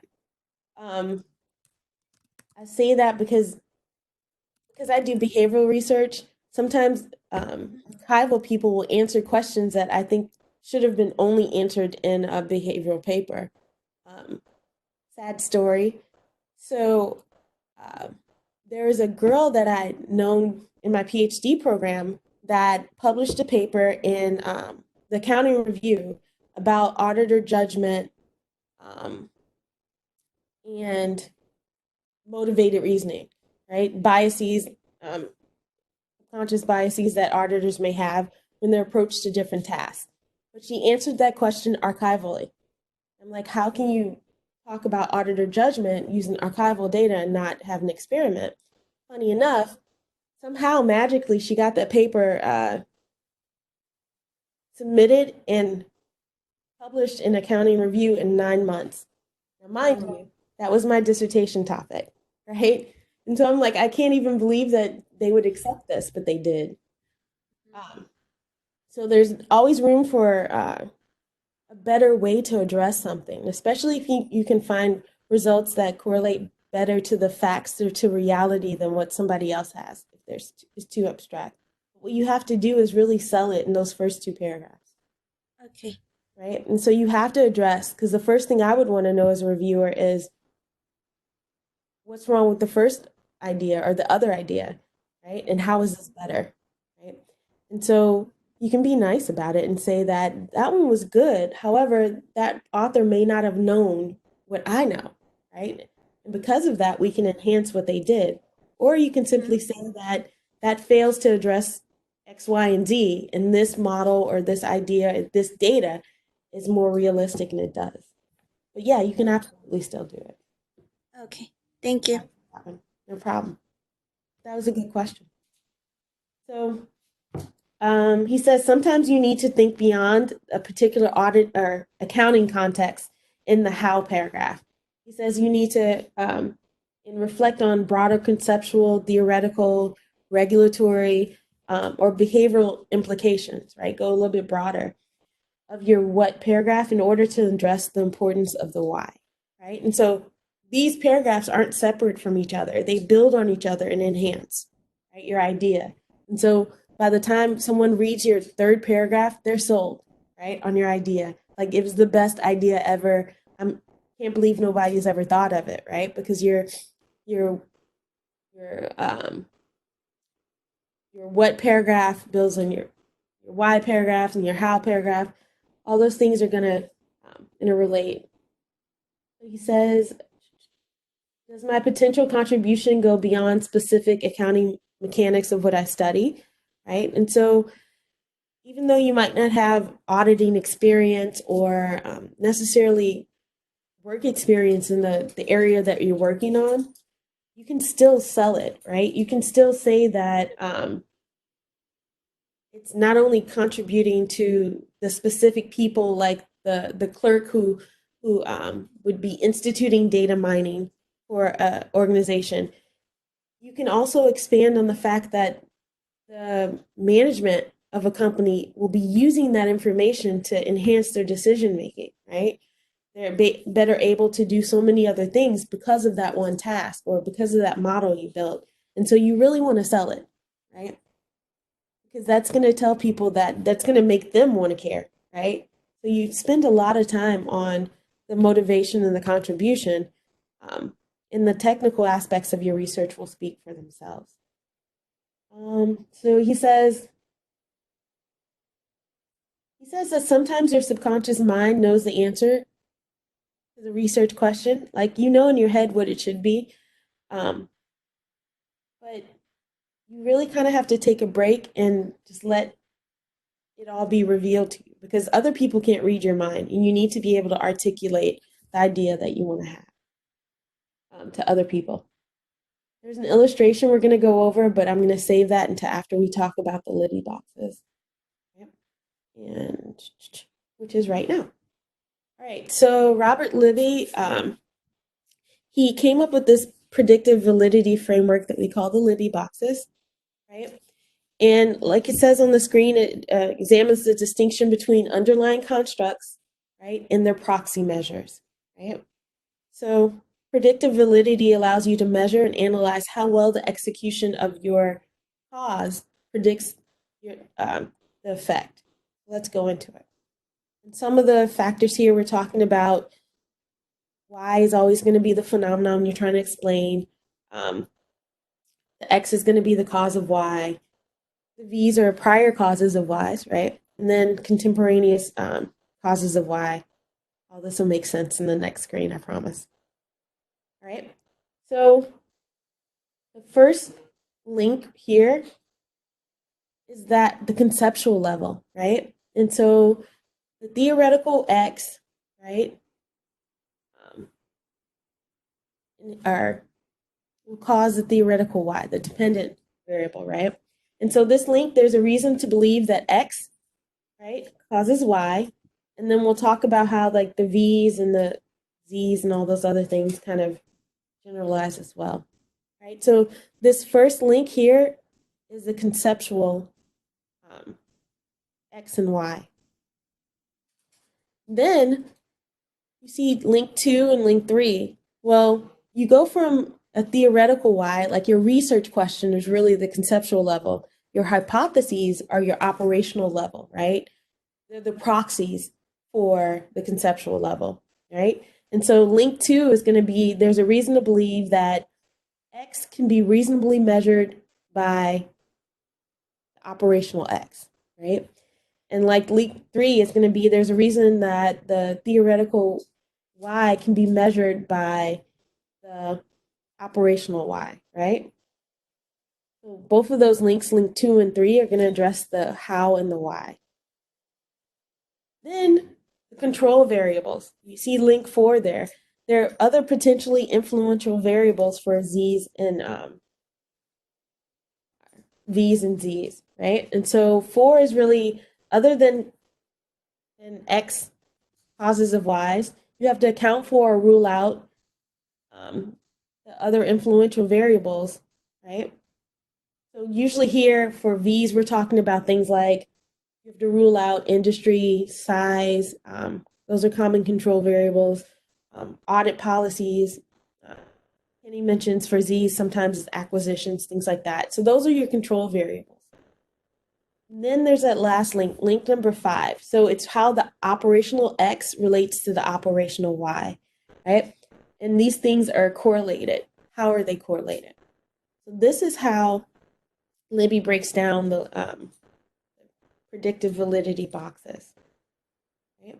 And so here, remember link 2 and link 3 are going to be how you operationalize your concept, right?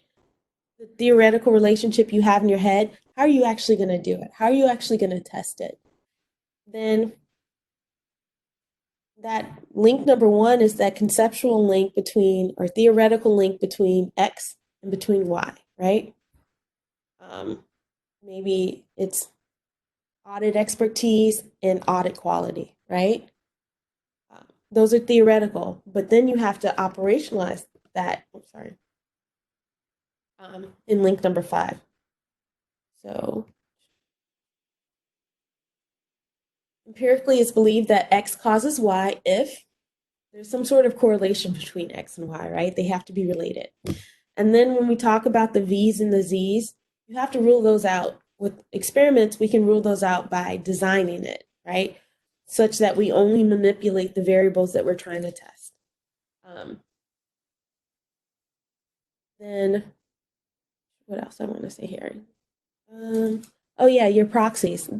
There has to be a reason, right? Or usually prior research helps you with your proxies, right? How to operationalize those conceptual linkages between X and Y, the theoretical linkages. And then there should be some reason to believe that X and Y, the relationship between them generalizes to other persons, times, settings. Now, this is external validity is a little bit harder to explain because the way you get around that is by explaining the situation in which your theory works, or your theory works. For instance, I think somebody asked a question about, I think maybe it was data mining earlier, where Professor Helen was talking about situations in which cognitive load might enhance or decrease. The same goes with skepticism. For instance, there are certain situations in which auditors are more skeptical and less skeptical. When we talk about the motivated reasoning theory that Professor Helen talked about earlier, that one says that, if auditors they have a bias, right? They have an incentive to focus on the outcome of audits, right? That's how they're rewarded. That's what they get penalized for. So they're more focused on the outcomes subliminally, subconsciously, than they are about the process, right? And so as an auditor or as a researcher, we want to enhance the focus on the process, right? The judgments involved in what you're doing, not just the outcome, like the audit report. Well, that works in almost every situation, but Kunda 1990 let us know that in extreme situations, like unbelievable situations, the theory actually reverses. So they don't engage in information-seeking behaviors if, the problem that the auditor's addressing is just unusually outrageous, like abnormal, right? So that's why that last link is important, because you want your theory, the relationship, to generalize to other persons, times, settings. However, it may be task specific, right? Circumstantial. And if it is, you have to explain that, because that's another thing that a reviewer is going to point out, right? And so again, this is also in that Kinney 2019 paper that we sent to you guys. But when you're talking about statistical validity, right? That's the how. It's the correlation between the proxy X for the Y. And then the internal validity, right, lets you know you have to control for those, the size, the industry, those control variables. The construct validity, the 2 and 3, is really how you operationalize your theory variables, right? The theoretical X and the theoretical Y. And then the generalizability has to do with external validity, right? So let's do an example here.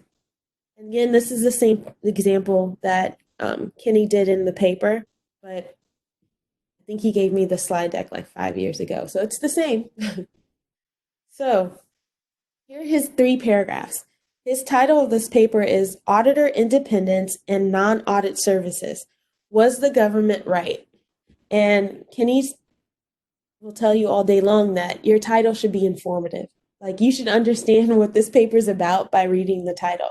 And I think that you can admit that this is a pretty informative title. I know that we're going to be questioning whether or not the government did something right.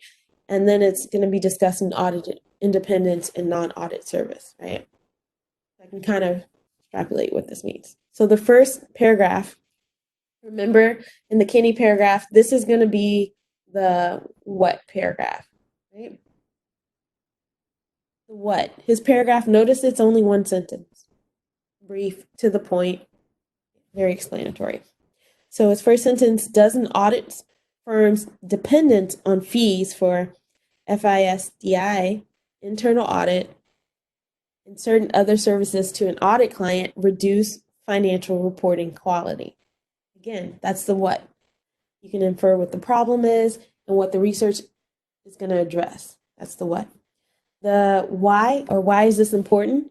He simply says the answer, obviously to the previous question, is important because A, the Sarbanes-Oxley presumes so, banning such services to audit clients, and B, some registrants now voluntarily restrict tax and other legal permitted services, right? And so that is why it's important. It also kind of gives you information about who it's important to, right? Audit quality, audit clients, regulators possibly, and then registrants. And then the third paragraph, though, the how is he going to address the research question?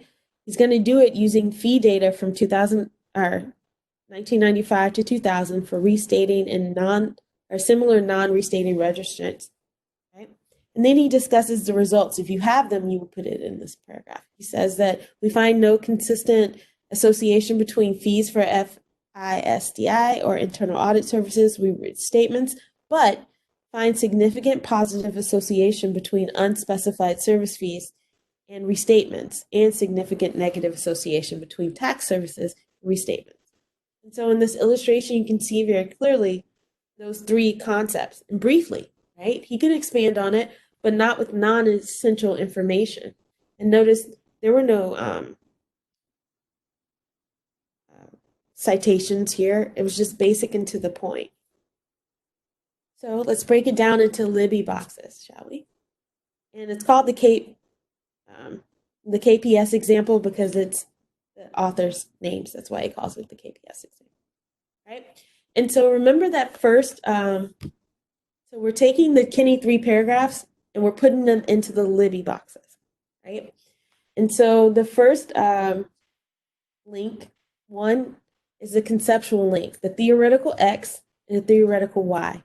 So here, the theoretical X, independent variable, is auditor dependence on the client, right? That's the theoretical X. And Kinney then is asking, does the theoretical X affect the theoretical Y? So does auditor dependence on the client lower quality financial reporting, right? You guys see how what we just read in those 3 paragraphs relates to the first level of the Libby boxes? If you don't, let me know. So then now we have to operationalize the theoretical X and theoretical Y. So how are we going to measure client or auditor dependence on the client, right? Well, according to the Kinney 3 paragraphs, they're going to operationalize auditor dependence on the client using non-audit fees as a proxy, right? And then, of course, if we were to expand their paper, we'd know why they would choose that proxy, right? They would have literature to back it up or have some sort of logical bridge to explain why this is a good proxy. But none of that is necessary in the Kinney 3 paragraphs, right? So how are they measuring the conceptual X? They're using non-audit fees, right, as a proxy for auditor-client dependence. And then for the theoretical Y, which is lower quality financial reporting, well, how would you operationalize that? What would you measure? How would you measure that? And KPS is using restatements, right, as a measure or proxy for lower quality financial reporting. Right? And so certain things that they would want to control for: industry size, audit policies, acquisitions, etc. Why?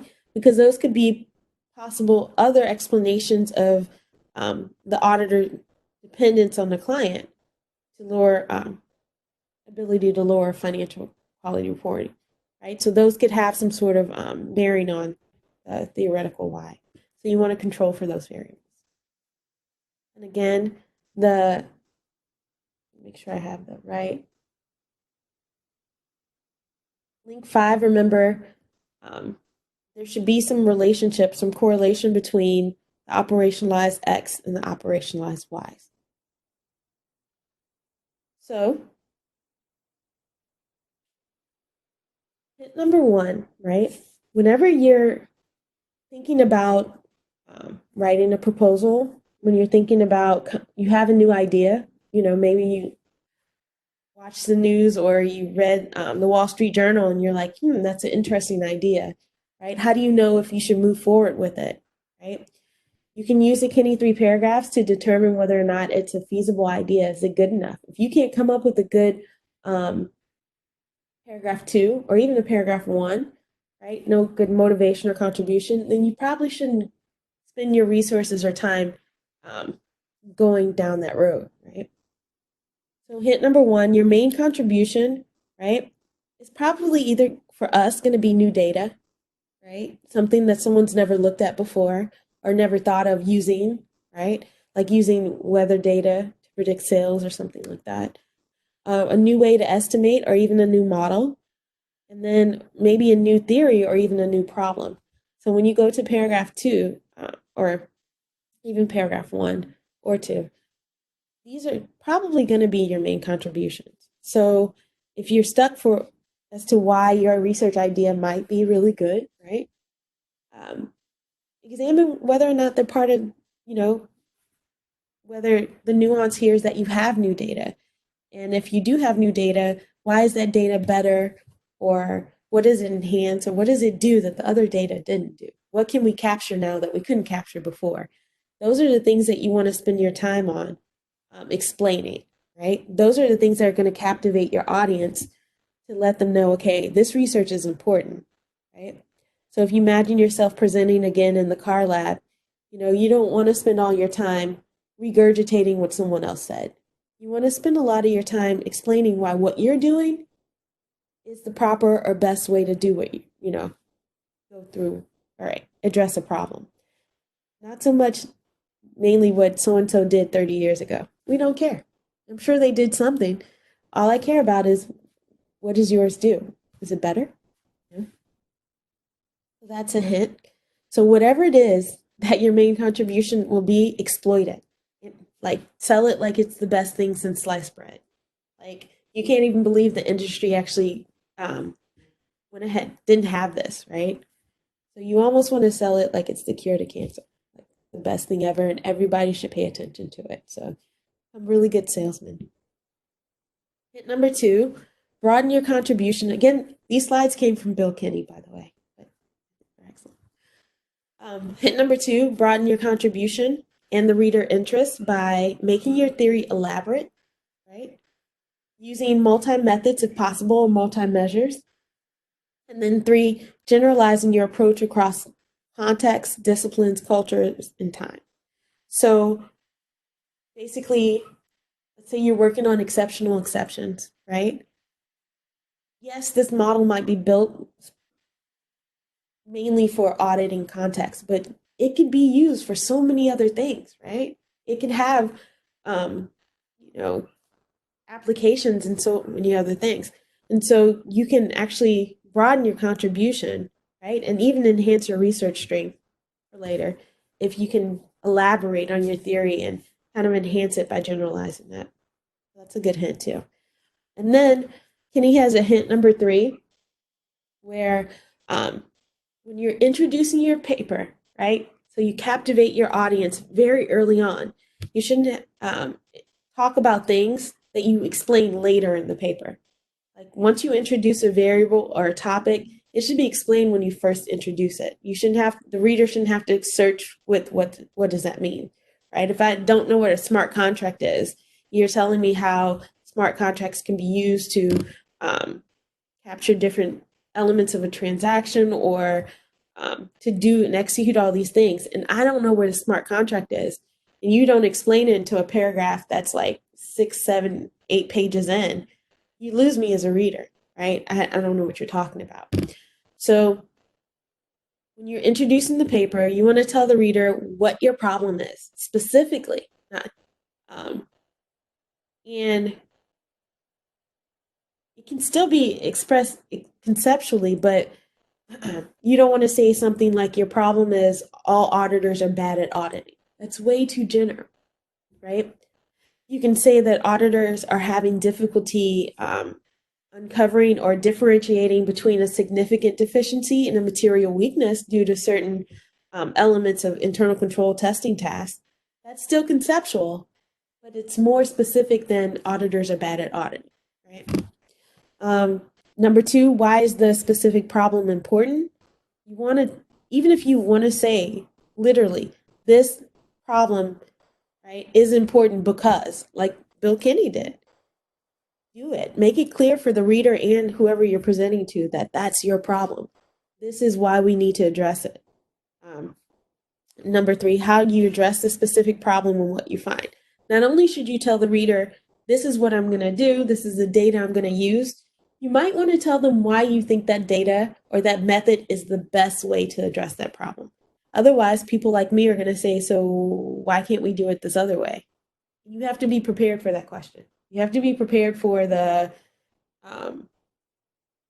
well, can we, one of the Alexes, or Professor Kogan says, why do we need a blockchain? Can we just use an ERP to do that, right? You have to be prepared to address that. So you might as well address it up front. Why this is the best way to fix this problem? Why is this the best way to address this problem? Now, this is something that, again, Dr. Kinney explained to us a long time ago, but I didn't really get it at first.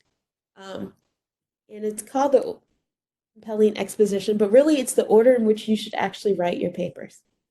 So, see if I can.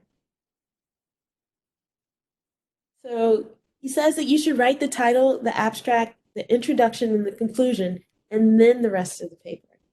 If you think about it, this actually does make a lot of sense. The title is the first thing that a person will read, right? And it's going to be the most succinct way to tell people what this paper is about, right? And it actually should be your guiding principle too. If it's in your title, that's exactly what your paper is about. As you're writing, if you look back up at the title and you're steering too far away from what this paper is about, you're probably putting too much stuff in it that nobody's going to care about anyway, right? Abstract, again, is a very succinct way to tell people exactly what the paper is about. And if you can abbreviate your paper into an abstract, that means you really understand what you're talking about, right? And you can capture all the main points. The introduction, second. Why? Because that's where your Kinney 3 paragraphs are, right? The introduction and conclusion are definitely correlated. Both of them are summaries, right? Main points, right? One's capturing the reader's attention, right, in a way to kind of whet their appetite for your paper. The other one's summarizing all the very good pieces about what I want you to remember before you finish, as you put this paper down reading. And then the rest, right? I personally am a big component of an outline. I had if you're familiar with moderating and mediating variables, there's a famous paper by Jarvis Kotsakoff in, I can't remember the other one, but Professor Jarvis was on my committee, and she was the one who said that if you write a really good outline, it literally is your roadmap to how to put the paper, right? If you write a really good outline and keep updating it, what you do is you stick paragraphs into your outline as you complete them, right? So the flow of your paper is always, consistent. Certain paragraphs won't seem out of line because you just follow the outline. So say, for instance, you want to work on a paragraph that's specifically about applications of data mining, right? You can take that, write that up, and stick that into the part of the outline. So expand it, that it should go, right? And then maybe you can write a paragraph or a couple pages about smart contracts. So instead of figuring out where that should go in relation to the smart contract or the data mining paragraph, you just look at your outline and you plug it in. So that way the flow of your paper is always consistent. And then you can adjust it later. So think of making a bare bones outline, and as you do more research, you expand it until when you're done, it's like 15, 17 pages long because it's your paper.